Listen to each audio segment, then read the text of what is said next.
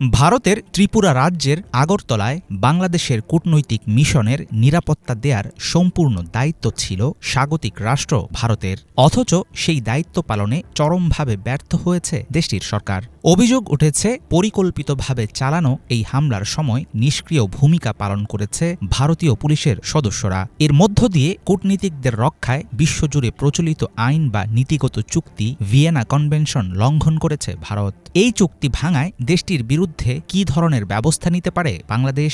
Vienna convention আসলে কি?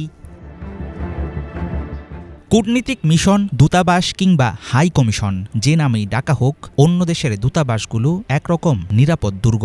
Vienna কনভেনশনের কারণেই সর্বোচ্চ মাত্রার সুরক্ষা পায় এসব মিশন। পাশাপাশি কোনো দূতাবাসে আক্রমণকে চরম মাত্রার অপমান বলে ধরে নেওয়া হয়। মিশন প্রধান অনুমতি না দিলে খোদ সরকার বা তাদের প্রতিনিধিও সেখানে প্রবেশ করতে পারবেন না। উদাহরণ হিসাবে বলা যায়, আগরতলায় অবস্থিত বাংলাদেশ মিশনে প্রবেশ করতে চাইলেই পারবে না ভারত সরকার। মিশন প্রধানের অনুমতি পেলেই কেবল সেখানে যেতে পারবে দিল্লির কোনো প্রতিনিধি। বাংলাদেশের সহকারী হাই কমিশনে হামলার ঘটনা ভারতের চরম ব্যর্থতা বলে মনে করেন আন্তর্জাতিক বিশ্লেষকরা। এক দেশের কূটনীতিকরা অন্য দেশে রাষ্ট্রীয় কাজে অবস্থান করার ক্ষেত্রে কী ধরনের সুযোগ সুবিধা পাবেন, অন্য দেশের দূতাবাস কেমন হবে, তাদের নিরাপত্তা কিভাবে দেয়া হবে ইত্যাদি সব নিয়ম নীতি নিয়ে ১৯৬১ সালের এপ্রিলে অস্ট্রিয়ার রাজধানী ভিয়েনায় একটি বিশেষ চুক্তি প্রণয়ন করে জাতিসংঘ। কূটনৈতিক সম্পর্ক ও আচরণের বিষয়ে তৈরি চুক্তিটিতে মোট ধারার সংখ্যা ৫৩টি। চুক্তি স্বাক্ষরকারী রাষ্ট্রসমূহ কঠোরভাবে এসব নিয়ম মেনে চলার চেষ্টা করে। আন্তর্জাতিক দুনিয়ায় কূটনীতিকদের রক্ষাকারী হিসাবে পরিচিত এই Vienna convention on diplomatic relations চুক্তি মেনে নেয় ভারত ১৯৬৫ সালে, আর ১৯৭৮ সালে তাতে স্বাক্ষর করে বাংলাদেশ।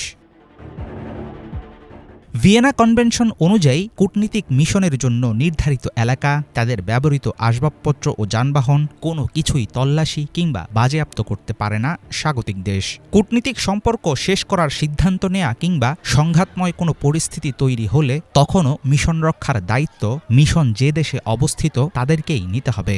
আগরতলায় বাংলাদেশ হাই কমিশনের ঘটনায় ভিয়েনা কনভেনশন লঙ্ঘন হয়েছে ঠিকই, কিন্তু ভারতের কাছে ক্ষোভ ও উদ্বেগ প্রকাশ করা ছাড়া আর তেমন কিছুই করার নেই বাংলাদেশের, এমনটাই জানিয়েছেন সংশ্লিষ্ট বিশেষজ্ঞরা। তবে আইনগত ব্যবস্থা নেওয়ার সুযোগ থাকলেও সেক্ষেত্রে বড় ঝুঁকিতে পড়বে দুই দেশের সম্পর্ক।